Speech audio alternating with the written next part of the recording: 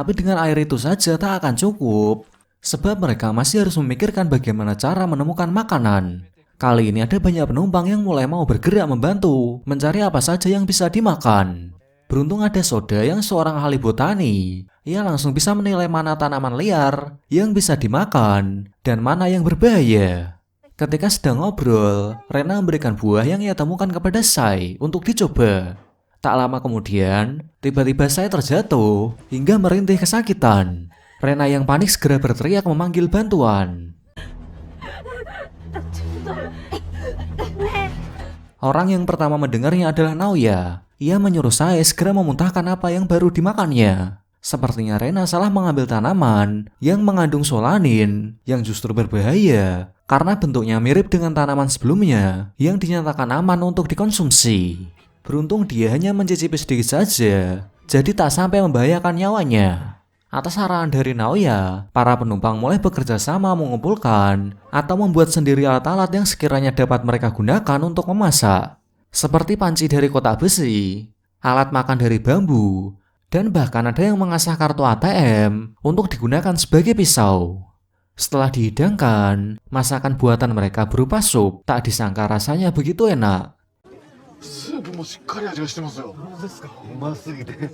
Mereka tidak tahu akan hidup berapa lama di dunia ini. Untuk itu, mereka tak ingin merahasiakan apa-apa lagi dan mulai menceritakan latar belakang dari masing-masing.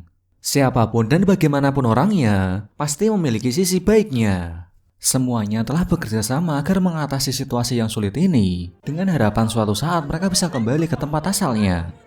Keesokan hari seperti biasa, mereka berniat pergi mencari bahan makanan. Namun di tengah perjalanan, Naoya seperti melihat ada orang asing yang melintas. Tak berapa lama ia mendengar suara rintian, yang ternyata suara itu milik Soda yang terluka akibat mengalami tusukan. Jika sudah seperti ini, mereka perlu menjahit luka Soda dengan alat seadanya. Dan untuk pertolongan pertama, kebetulan hanya Yuto yang sanggup melakukannya.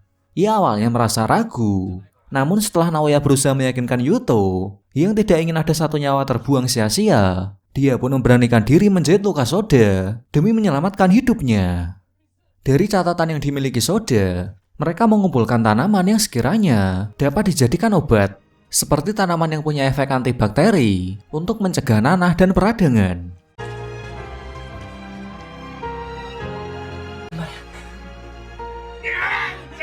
Setelah tertidur 3 hari 3 malam, kondisi Soda berangsur pulih dan akhirnya mampu membuka matanya kembali. Yang masih menjadi misteri, siapakah orang yang telah menusuk Soda? Ini artinya, ada orang lain selain mereka di tempat ini.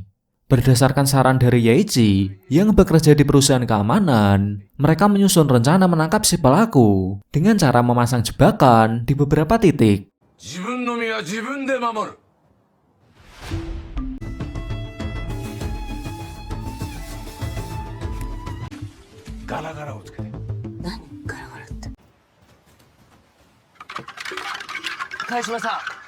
Mereka semua sepertinya sudah salah paham pada Naoya. Meski awalnya terlihat sulit didekati, tak bisa dipungkiri, Naoya telah banyak berjasa menyelamatkan nyawa Sai dan Sodai. Kalau dipikir-pikir, ia justru terlihat seperti seorang kakak yang baik dan perhatian. Bahkan dengan keahlian yang dimilikinya, Naoya secara sukarela memotongkan rambut penumpang wanita yang membutuhkan, tak terkecuali Sai yang mulai menaruh perhatian kepada Naoya.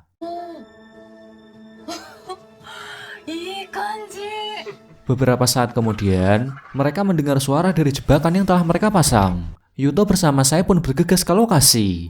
Di sana mereka menemukan ada seorang bocah yang terkena jebakan. Tapi anak itu berhasil lolos, lalu mencoba melarikan diri ke arah selatan. Dalam proses pengejaran, langkah mereka harus terhenti saat keduanya melihat kalau di sana ternyata ada sungai. Anak itu bilang kalau dia akan memanggil ibunya, jadi mereka diminta menunggu di sana sampai ia kembali. Rupanya Naoya sempat mendengar, kemudian menyusul mereka sampai ke tempat itu. Sembari menunggu, Yuto menceritakan masa lalunya saat bertugas sebagai pemadam kebakaran. Ada suatu insiden yang telah menyebabkan seniornya mengalami kecelakaan, dan itu akibat Yuto yang bertindak tanpa izin. Sejak saat itu seniornya dirawat di rumah sakit dan tidak bisa berjalan lagi, sehingga Yuto selalu menyalahkan dirinya atas kejadian tersebut. Tak lama kemudian, bocah itu benar-benar kembali dan memperbolehkan mereka mengikutinya. Sungguh di luar dugaan mereka, kalau di tempat yang belum pernah mereka lalui itu, ternyata ada gerbong kereta lain yang juga terdampar. Dari sinilah mereka baru menyadari bahwa penumpang dari gerbong 6 mengalami kejadian yang sama seperti mereka. Di gerbong ini mereka langsung disambut oleh seseorang yang bernama Suzuki Yamamoto, yang sudah dianggap sebagai pemimpin di sana. Mereka memang sama-sama melalui kesulitan, namun ada yang berbeda. Karena di sini mereka mendapatkan ikan, dan karena dekat dengan sumber air, mereka juga membuat toilet sendiri.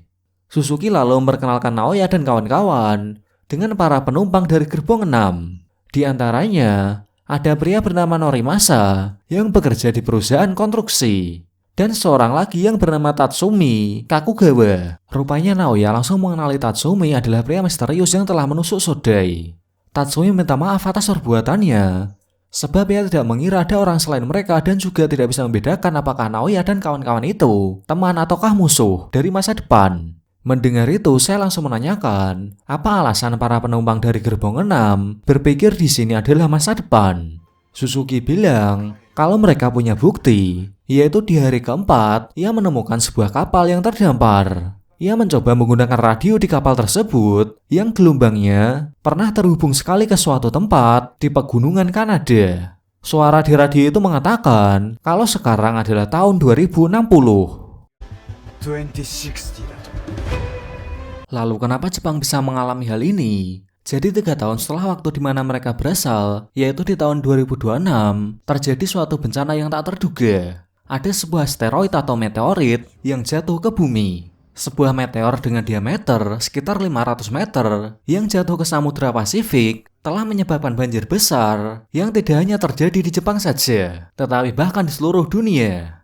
Hal itu semakin diperparah dengan rentetan gempa yang terjadi di seluruh dunia. Selain itu, debu yang dihasilkan oleh tumbukan meteorit sudah mencapai lapisan atmosfer. Akibatnya sinar matahari terhalang dan tanaman tak bisa dipanen lagi. Dan penyebab jatuhnya meteorit tersebut yaitu sebuah space debris atau dikenal sebagai sampah antariksa di sekitar bumi yang diciptakan oleh manusia dan tidak lagi berguna. Contohnya adalah satelit yang tidak lagi beroperasi atau roket yang diluncurkan. Jumlahnya bisa ada ribuan ton atau ratusan juta pecahan yang mengambang di sekitar bumi. Lalu jika puing-puing itu menabrak benda angkasa, meski ukurannya kecil, tapi kekuatannya bisa setara dengan tabrakan sebuah mobil berkecepatan 100 km per jam. Ketika asteroid berukuran besar bertabrakan dengan puing-puing, telah menyebabkan orbit asteroid berubah dan akhirnya jatuh ke bumi, menghancurkan semuanya. Berdasarkan ini, Suzuki berpikir kalau bencana yang terjadi bukan soal buatan manusia dan juga bukan bencana alam. Tapi ia meyakini semua ini adalah takdir dan pasti ada alasan kenapa mereka bisa berada di sini. Mungkin dengan kembali ke tempat asal mereka, jadi punya kesempatan memberitahukan semua pihak untuk mengubah masa depan ini. Tapi yang masih menjadi persoalan, bagaimana caranya mereka kembali.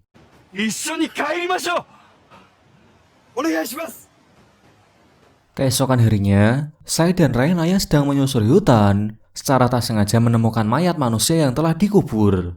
Mereka kemudian dikepung oleh para penumpang pria dari gerbong 6. Reina memberontak dan berhasil kabur untuk mengabari teman-temannya yang lain. Namun saya masih terjebak di sana, sehingga Naoya dan Yuto bergegas mencarinya. Saya terus dikejar oleh pria-pria itu yang berniat menangkapnya. Karena tidak punya petunjuk apa-apa, Naoya mencari hingga ke dalam gerbong 6. Tapi di sana ia secara kebetulan menemukan kursi yang sengaja ditutupi dan ada noda darah di atasnya. Akhirnya Suzuki menceritakan tentang insiden saat kereta mereka berpindah ke masa depan. Di antara penumpang gerbong 6, ternyata ada seorang kriminal yang mengancam akan membunuh orang di sana. Suzuki ingin menyelamatkan orang tersebut, namun ia malah tak sengaja membuat si penjahat terbunuh. Mayat si penjahat itulah yang ditemukan oleh Sai dan Rena. Sejak insiden itu, semua penumpang memperlakukan Suzuki sebagai pemimpin. Sementara Sai, ia memutuskan bersembunyi di dalam kapal yang terdampar. Di saat itulah ia melihat Suzuki masuk ke kapal dan melakukan panggilan radio. Tapi yang membuat Sai kaget, ternyata kabel radio itu terputus. Itu artinya Suzuki telah berbohong kepada mereka. Sialnya lagi, saya yang sedang bersembunyi malah ketahuan oleh Suzuki. Karena kebohongannya sudah terbongkar, Suzuki memberitahukan tentang dirinya yang dulu seorang direktur perusahaan, tapi perusahaannya bangkrut dan itu bersama dengan kejadian kereta yang membawanya ke masa depan. Suzuki lalu berpikir untuk memulai lagi kerajaannya dari awal di tempat ini. Namun soal cerita bencana itu sungguh kenyataan. Rupanya Suzuki menemukan sebuah buku catatan yang sepertinya milik kru kapal ini. Dan berdasarkan informasi yang tertulis di buku itu, bencana itu memang benar-benar terjadi di tahun 2026.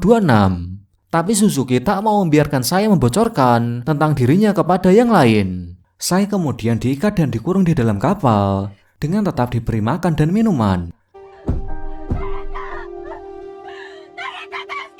Karena keberadaan saya masih belum ditemukan, semua orang di gerbong 5 membuat alat-alat yang dapat mereka gunakan sebagai senjata untuk bertahan jika sewaktu-waktu ada serangan. Warga gerbong 6 jadi salah paham dan berpikir kalau penumpang di gerbong 5 ingin menguasai wilayah mereka.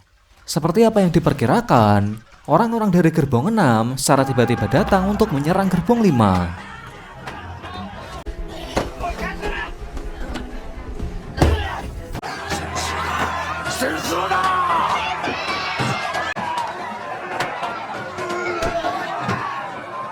Pertempuran pun tak terelakkan lagi, di mana kedua kelompok saling menghancurkan. Sementara Suzuki, ia memeriksa kapal untuk melihat kondisi saya, tapi ternyata saya sudah berhasil kabur. Ia kembali dan menghentikan keributan, sembari menceritakan kepada semuanya mengenai Suzuki yang mengurungnya di dalam kapal. Selama ini Suzuki telah berbohong kepada mereka, kalau sebenarnya dia tidak pernah mengirim sinyal SOS sama sekali, dikarenakan radio yang telah rusak. Rupanya Suzuki cuma ingin memberi harapan kepada mereka semua agar bisa menyatukan mereka. Ia berencana membangun kerajaan lagi dari nol, tapi jika sudah seperti ini, rasanya itu tak mungkin terwujud. Suzuki kemudian menyerahkan buku catatan yang ia temukan di kapal kepada Yuto, sehingga nanti bagi mereka yang ingin kembali ke tempat asal, akan melanjutkan pencarian agar bisa kembali. Sementara Kayoko, yang ditemani seorang kondektur bernama Hajime, melakukan penelusuran hingga ke wilayah tower. Saat malam tiba, keduanya melihat cahaya aurora yang ada di atas langit. Bukan cuma itu saja, tapi mereka juga menemukan ada beberapa bebatuan misterius yang bersinar. Scene kemudian berganti ke tahun 2023, di mana ada seorang ilmuwan fisika bernama Profesor Ryohei yang sedang menyelidiki misteri hilangnya dua gerbong kereta. Ia kemudian menghubungkan peristiwa ini dengan teori pergeseran ruang dan waktu.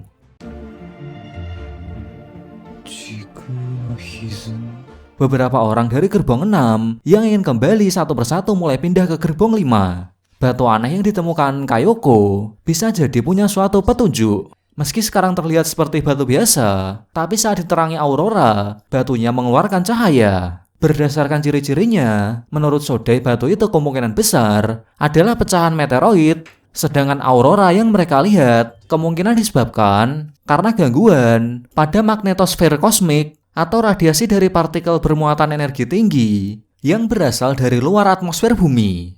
Sederhananya, jika magnetosfer ini terganggu oleh semacam tumbukan, maka aurora akan menjadi pertanda atas kejadian tersebut. Menurut pengakuan bocah bernama Masaru, ia sempat melihat ada bintang jatuh di hari kereta yang mereka tumpangi berpindah tempat.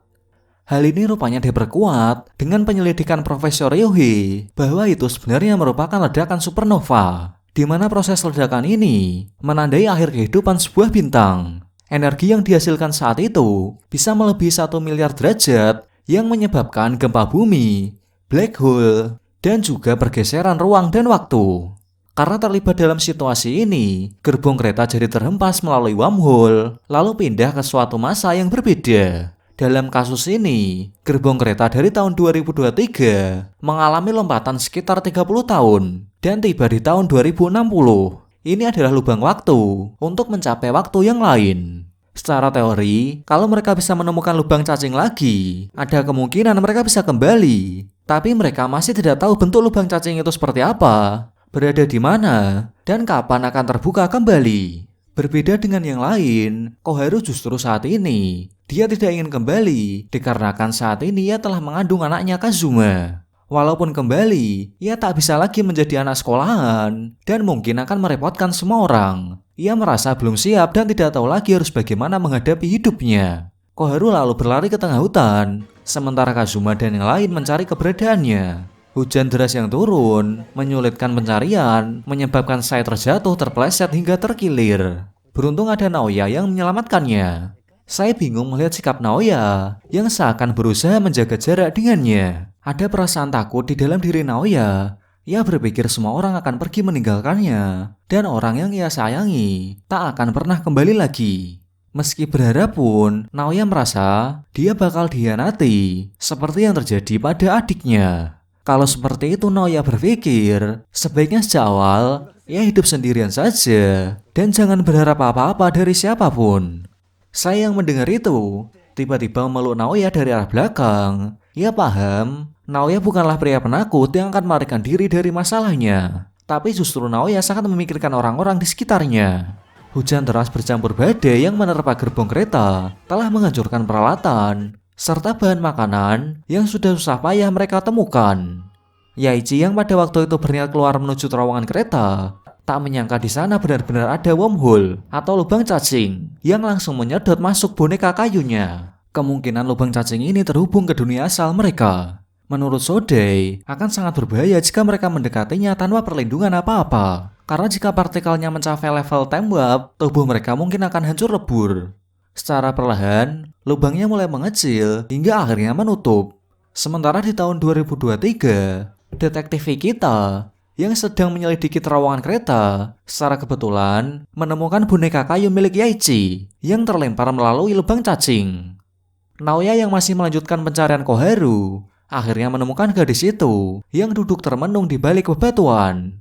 Setelah memikirkan cukup lama, akhirnya Koharu sudah memutuskan akan menjaga anak di dalam kandungannya. Soal lubang cacing, kemungkinan hal itu terbuka akibat badai semalam. Jika terjadi energi alami seperti badai, gempa atau petir, lalu didukung dengan magnetosfer kosmik seperti aurora, semua kondisinya akan terpenuhi, dan kemungkinan lubang cacing itu akan terbuka lagi.